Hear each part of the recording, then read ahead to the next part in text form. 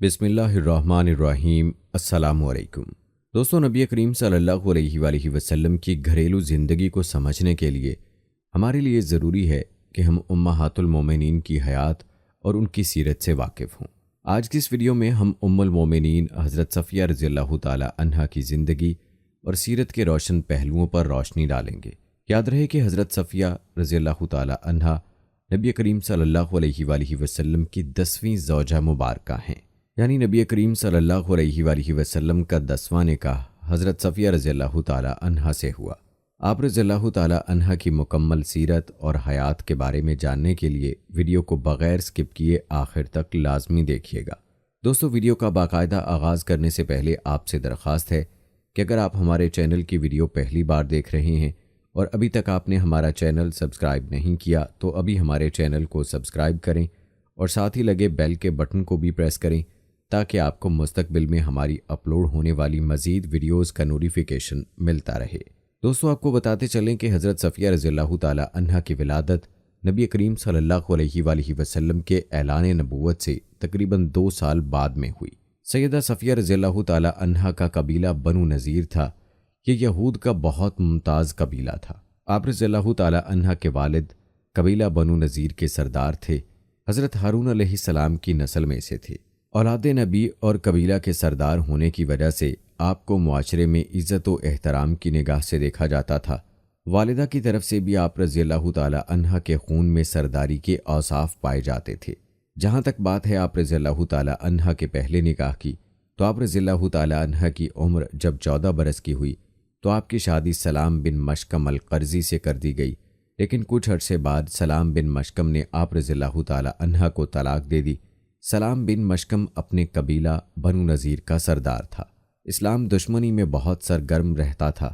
غزوہ بدر کے بعد جب قریش مکہ کے رئیس ابو سفیان اپنے مقتولین بدر کا انتقام لینے کے لیے 200 اونٹ سواروں کے ساتھ مدینہ کی طرف بڑھے تو سیدھے اسی سلام بن مشکم قرظی کے پاس آئے تھے۔ انہوں نے ابو سفیان کا پرجوش استقبال کیا، اعلیٰ قسم کے کھانا کھلائے، شراب پلائی اور حملہ کرنے کے لیے مدینہ طیبہ کے مخفی راز بھی ابو سفیان کو دیے۔ یاد رہے یہ اس وقت کی بات ہے جب حضرت ابو سفیان رضی اللہ تعالی عنہ ابھی تک ایمان نہیں لائے تھے۔ بعد میں آپ ایمان لے آئے اور جلیل القدر صحابی بنے۔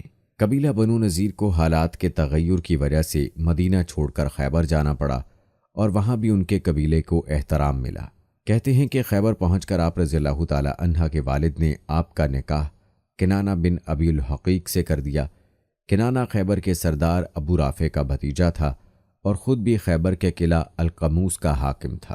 کہتے ہیں کہ صفیہ رضی اللہ تعالی عنہا کے والد حی بن اخطب جب خیبر آئے تو یہاں اسلام کے خلاف فیصلہ کن مارکا لڑنے کی تیاریاں شروع کیں۔ آس پاس کے قبائل کو اس کے لیے تیار کیا، یہاں تک کہ ایک بڑا لشکر جنگ کے لیے تیار کر لیا گیا۔ یہ جنگی مارکا غزوہ خیبر کہلایا۔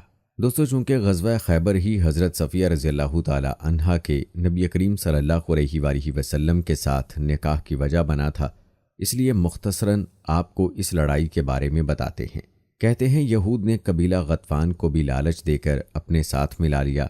عینیہ بن حسن فزاری نے چند افراد کے ساتھ مل کر یہ شرارت کی کہ مقام ذی قرد جہاں آپ صلی اللہ علیہ وآلہ وسلم کی اونٹنیاں چر رہی تھیں ان پر حملہ کر دیا۔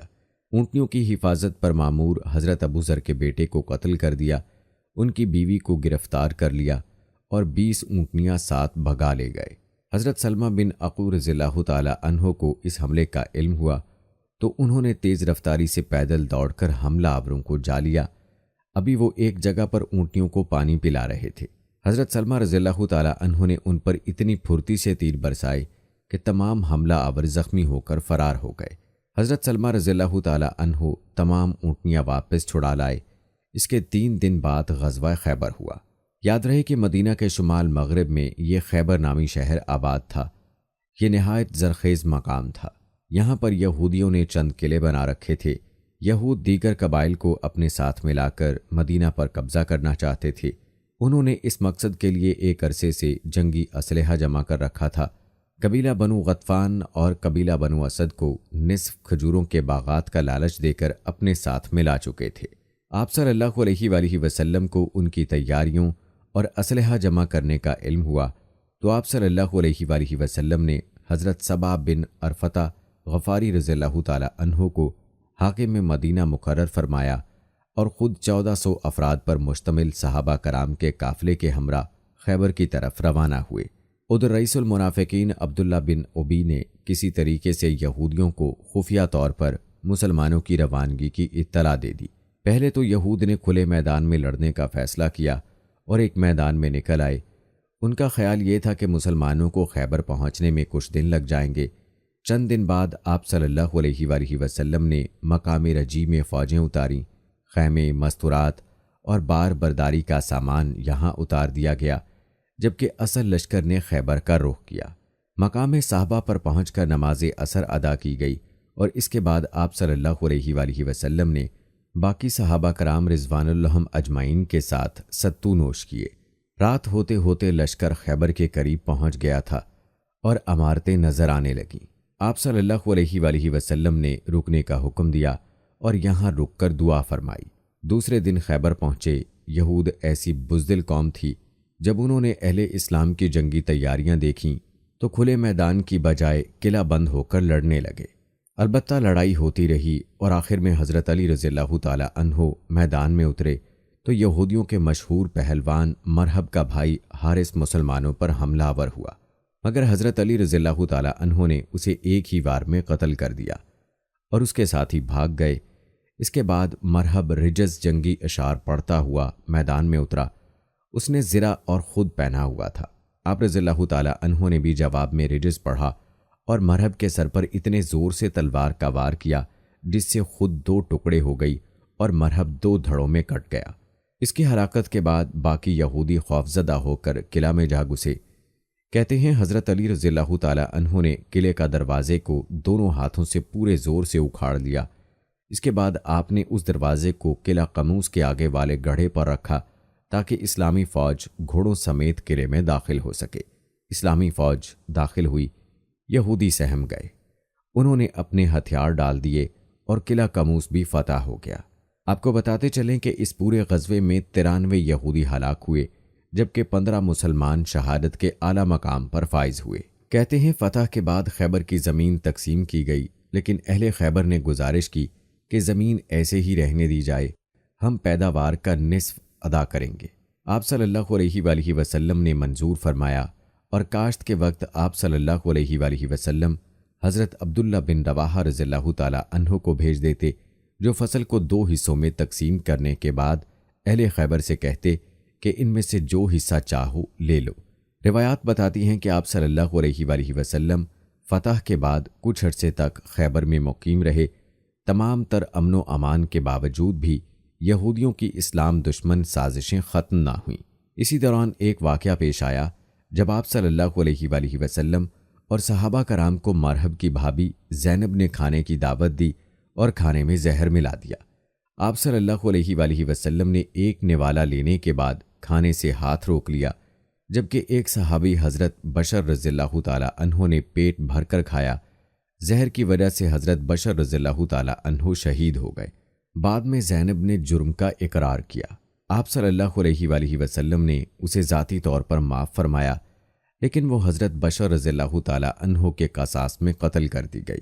دوستو، آپ کو بتاتے چلیں کہ غزوہ خیبر میں کئی نامور پہلوان، جنگجو اور یہودیوں کے سردار مارے گئے۔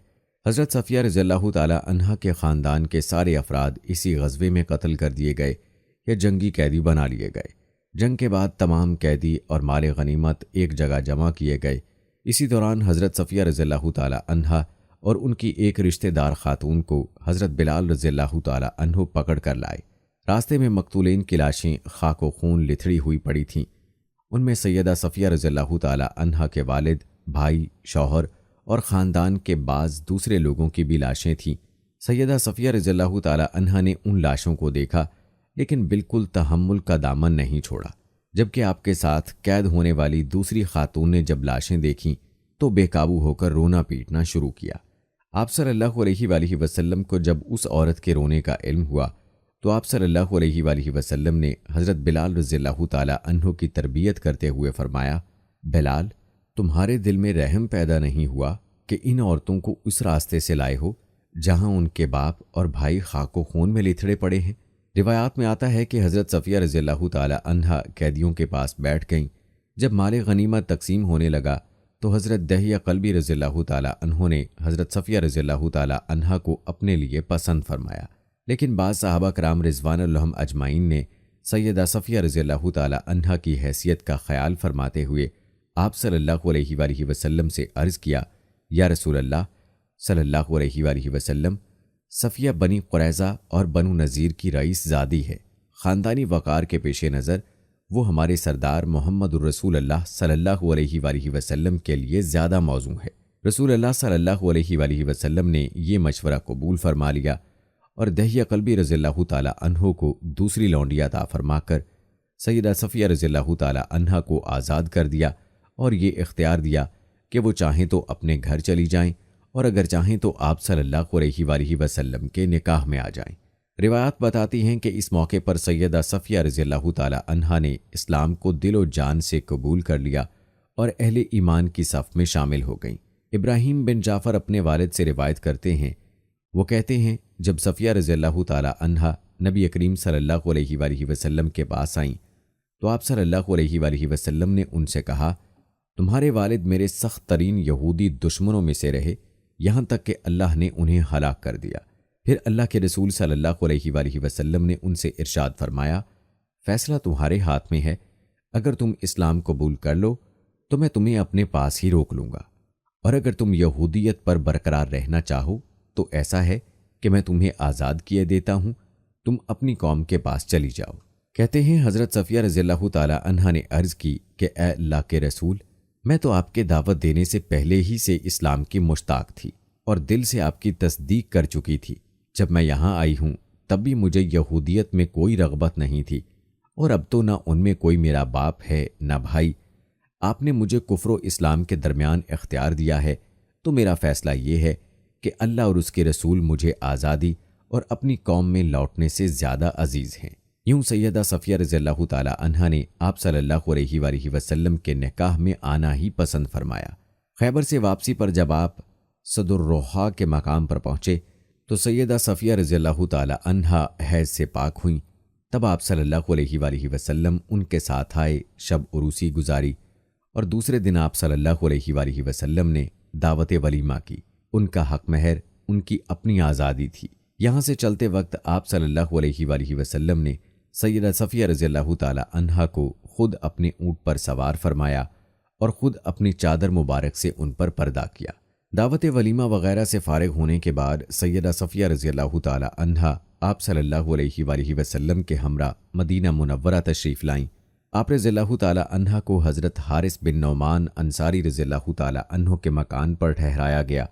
آپ رضی اللہ تعالی عنہا کے حسن و جمال کی تذکرہ مدینہ کی عورتوں میں پھیل گیا، چنانچہ ازواج مطہرات اور انصار و مہاجرین کی خواتین آپ کو دیکھنے کے لیے تشریف لائیں۔ روایات میں آتا ہے کہ اسی دوران رسول اللہ صلی اللہ علیہ وآلہ وسلم کی لخت جگر سیدہ فاطمۃ الزہرا رضی اللہ تعالی عنہا بھی سیدہ صفیہ رضی اللہ تعالی عنہا کی زیارت کے لیے تشریف لائیں۔ جب سیدہ صفیہ رضی اللہ تعالی عنہا کو معلوم ہوا کہ فاطمہ رضی اللہ تعالی عنہا نبی کریم صلی اللہ علیہ وآلہ وسلم کی لخت جگر ہیں تو انہوں نے اپنے کانوں کے جھمکے اور زیورات اتار کر ان کی خدمت میں پیش کیے، اور ان کے ساتھ جو دوسری خواتین تشریف لائیں انہیں بھی کوئی نہ کوئی زیور تحفے میں دیا۔ روایات میں آتا ہے کہ سیدہ صفیہ رضی اللہ تعالی عنہا کے چہرے پر زخم کا نشان تھا۔ آپ صلی اللہ علیہ وآلہ وسلم نے اس بارے آپ رضی اللہ تعالی عنہا سے پوچھا کہ یہ کیا ہے؟ سیدہ صفیہ رضی اللہ تعالی عنہا نے عرض کی، یا رسول اللہ صلی اللہ علیہ وآلہ وسلم، میں نے ایک رات خواب میں دیکھا کہ آسمان سے چاند ٹوٹ کر میری گود میں آن گرا ہے۔ جب میں نے یہ خواب اپنے خاوند کنانہ بن ابی الحقیق کو سنایا، اس نے یہ کہہ کر کہ تو ملکہ عرب بننا چاہتی ہے، میرے منہ پر زور سے تھپڑ مارا، جس کی وجہ سے یہ نشان پڑ گیا۔ آپ نے جو خواب دیکھا اس کی تعبیر یوں پوری ہوئی کہ آپ رضی اللہ تعالی عنہا پوری کائنات کے سردار کی زوجہ بن گئی۔ دوستو، یاد رہے کہ خاوند بیوی ہونے کے ناطے بعض ایسے امور بھی پیش آتے ہیں جن کا تعلق فطری زندگی کے ساتھ بہت گہرا ہوتا ہے۔ امہات المومنین رضی اللہ تعالی عنہم کی ازدواجی زندگی امت محمدیہ کی خواتین کے لیے اپنے اندر کئی حکمتوں کو سمیٹے ہوئے ہے۔ نبی کریم صلی اللہ علیہ وآلہ وسلم کے گھرانے کے حالات امت کی تعلیم کے لیے تھے، اس لیے بعض ایسے واقعات بھی پیش آئے جن سے امت نے دوچار ہونا تھا۔ چنانچہ ایک مرتبہ آپ صلی اللہ علیہ وآلہ وسلم کسی بات پر سیدہ صفیہ رضی اللہ تعالی عنہا سے ناخوش ہو گئے۔ آپ رضی اللہ تعالی عنہا سیدھی حضرت عائشہ رضی اللہ تعالی عنہا کے پاس گئیں اور فرمایا، آپ جانتی ہیں کہ میں اپنی باری کسی صورت کسی کو بھی نہیں دیتی، لیکن اگر آپ میرا ایک کام کریں کہ نبی کریم صلی اللہ علیہ وآلہ وسلم کو مجھ سے راضی کر دیں تو میں اپنی باری کا دن آپ کو دیتی ہوں۔ سیدہ عائشہ رضی اللہ تعالی عنہا اس کام کے لیے راضی ہو گئیں اور زعفران کی رنگی ہوئی ایک چادر لے کر اس پر پانی چھڑکا تاکہ اس کی خوشبو مہک جائے۔ اس کے بعد آپ صلی اللہ علیہ وآلہ وسلم کی خدمت میں تشریف لے گئی۔ آپ صلی اللہ علیہ وآلہ وسلم نے فرمایا، عائشہ یہ تمہاری باری کا دن نہیں۔ سیدہ عائشہ رضی اللہ تعالی عنہا نے عرض کی، یہ اللہ کا فضل ہے، جس کو چاہتا ہے دیتا ہے۔ پھر تمام صورتحال آپ صلی اللہ علیہ وآلہ وسلم کو سنائی اور آپ صلی اللہ علیہ وآلہ وسلم حضرت صفیہ رضی اللہ تعالی عنہا سے راضی ہو گئے۔ کہتے ہیں آپ صلی اللہ علیہ وآلہ وسلم کے مرض الوفات میں تمام ازواج مطہرات آپ صلی اللہ علیہ وآلہ وسلم کی عیادت کے لیے حضرت عائشہ رضی اللہ تعالی عنہا کے حجرے میں تشریف لائیں۔ حضرت صفیہ رضی اللہ تعالی عنہا نے حضور صلی اللہ علیہ وآلہ وسلم کو بے چینی کی حالت میں دیکھا تو آپ کا دل بھر آیا۔ چنانچہ آپ رضی اللہ تعالی عنہا نے عرض کی، یا رسول اللہ صلی اللہ علیہ وآلہ وسلم، کاش آپ کی بیماری مجھے ہو جاتی۔ ازواج مطہرات نے ان کی طرف دیکھا تو حضور صلی اللہ علیہ وآلہ وسلم نے فرمایا، واللہ وہ سچی ہے، یعنی ان کا اظہار عقیدت سچے دل سے ہے۔ دوستو، روایات میں آتا ہے کہ خلافت فاروقی کے زمانے میں سیدہ صفیہ رضی اللہ تعالی عنہا کی ایک لونڈی نے امیر المومنین سے شکایت کی کہ ام المومنین میں ابھی تک یہودیت کے کچھ اثرات باقی ہیں، کیونکہ وہ اب بھی ہفتے کے دن کو اچھا سمجھتی ہیں، جیسا کہ یہودی اس دن کی تعظیم کرتے ہیں اور یہودیوں سے دلی لگاؤ بھی رکھتی ہیں۔ چونکہ بات آپ رضی اللہ تعالی عنہا کی لونڈی کہہ رہی تھی، اس لیے حضرت علی رضی اللہ تعالی عنہ حقیقت حال معلوم کرنے کے لیے خود ام المومنین سیدہ صفیہ رضی اللہ تعالی عنہا کے پاس چل کر آئے۔ سیدہ صفیہ رضی اللہ تعالی عنہا نے فرمایا، جب سے اللہ نے مجھے ہفتے کے دن کے بدلے جمعے کا دن عنایت فرمایا تو ہفتے کے دن کی محبت میرے دل سے نکل گئی ہے۔ باقی چونکہ یہودی میرے قریبی رشتہ دار ہیں تو مجھے صلہ رحمی کا خیال رکھنا پڑتا ہے۔ حضرت عمر رضی اللہ تعالی عنہ آپ رضی اللہ تعالی عنہا کے جواب سے مطمئن ہوئے اور آپ رضی اللہ تعالی عنہا کی حق گوئی کو سراہا۔ اس کے بعد سیدہ صفیہ رضی اللہ تعالی عنہا نے اس لونڈی کو بلا کر پوچھا، تو نے امیر المومنین کے پاس جا کر میری بیجا شکایت کیوں کی؟ کس چیز نے تجھے اس الزام تراشی پر آمادہ کیا؟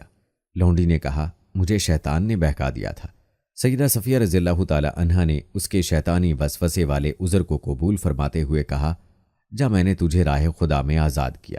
دوستو، جہاں تک بات ہے آپ رضی اللہ تعالی عنہا کی وفات کی، تو 50 ہجری رمضان المبارک میں سیدہ صفیہ رضی اللہ تعالی عنہا 65 سال کی عمر میں وفات پا گئیں اور آپ کو جنت البقیع میں دفن کیا گیا۔ کہا جاتا ہے کہ آپ رضی اللہ تعالی عنہا نے اپنا ذاتی مکان اپنی زندگی میں ہی اللہ کی راہ میں صدقہ کر دیا تھا، البتہ ترکہ میں 1 لاکھ درہم چھوڑے اور اس کے 1/3 کی وصیت اپنے بھانجے کے لیے کی جو ابھی تک مسلمان نہیں ہوا تھا۔ لوگ اس کو حصہ دینے میں ششو پن کا شکار ہونے لگے تو سیدہ عائشہ رضی اللہ تعالی عنہا نے فرمایا، لوگو اللہ سے ڈرو اور صفیہ کی وصیت پوری کرو۔ چنانچہ آپ کی وصیت پر عمل کیا گیا۔ دوستو، یہ تھی ہماری آج کی ویڈیو۔ اس ویڈیو کو آپ نے اپنے دوستوں کے ساتھ اور اپنے پیاروں کے ساتھ بھی ضرور شیئر کرنا ہے۔